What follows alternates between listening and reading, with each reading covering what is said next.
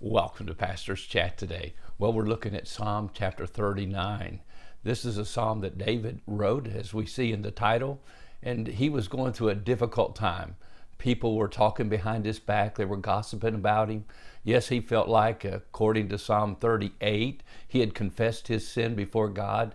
He was dealing with the consequences of his sin, and surely he needed support. He needed encouragement, but just the opposite seems to be happening. So what does David do in this time of despondency? Well, the first thing he did, as we said yesterday, he was silent. He did not try to answer and argue with those who were talking about him. He kept his mouth shut. That's what he said. And while he was musing about what was going on, his heart burned. Yes, probably burned with anger, burned with worry and fear of those who are against him, the wicked and such, as you read in those first three verses. But now in verses 4 through 6, we see now David is despondent and he has a burdened heart, and he's looking at himself, he's looking at life, but at least according to verse 4, he turns to the Lord. Listen to what he says. Lord, make me know my end, and what is the measure of my days, that I may know how frail I am. Indeed, you have made my days as handbreadths, and my age is as nothing before you. Certainly every man at his best state is but vapor. Selah. Surely every man walks about like a shadow. Surely they busy themselves in vain. He heaps up riches and does not know who will gather them. So David looks at the brevity of life and talks about the frailty of life. He's a frail person. Life is but like a breath. It's like a vapor. Reminds me of James 4:14.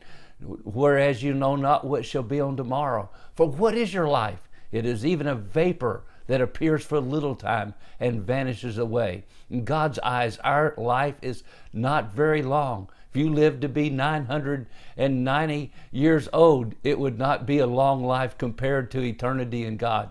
My friend, we need to look at life and see what it's really all about. You know, the sad thing is, Charles Hummel says in his Tyranny of the Urgent, he talks about how we busy ourselves heaping up riches, as David says in this passage. We busy ourselves trying to make a name for ourselves, gathering wealth for ourselves, doing things that are urgent things that seem that must be done. Yet we fail to do the important things, and we'll look back over our lives and we will be disappointed because we never accomplished anything of significance, nothing that really would make an impact and influence even others for eternity, and having a real purpose in life. Yesterday we were talking about in our message about life without purpose. And I love one of the quotes we had: without God, life has no purpose. And without purpose, life has no meaning. And without meaning, life has no significance, and life has no hope. And my friend, that describes most of the world today. Solomon even seems to follow up, as he maybe heard his father say something about this, or maybe he read this psalm. And Solomon says in Ecclesiastes chapter 2, verse 18, "Then I hated all my labor in which I toiled under the sun, because I must leave it to the man who will come after me. And who knows whether he'll be wise or a fool? Yet he will rule over all the labor which I have toiled, and which I have shown myself wise under the sun. This also is vanity." And so Solomon's saying, what was the use? In wisdom, I gained all this work, I gained all this wealth and all these riches, and then I'm going to leave it maybe to a fool or to a wise person, who knows? And then what I did is nothing but vanity. It just shows up and appears for a little time, and then it vanishes away like a beautiful bubble. You grab it and then it's gone. And that's life without God.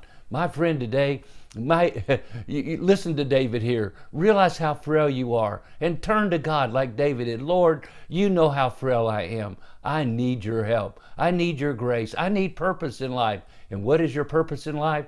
My friend, your purpose should be to glorify God. 1 Corinthians 10:31. Therefore, whether you eat or drink or whatever you do, do all to the glory of God. Let your purpose for life be for His glory. And my friend, you will be satisfied in Jesus Christ. God bless you, and you have a wonderful, wonderful day.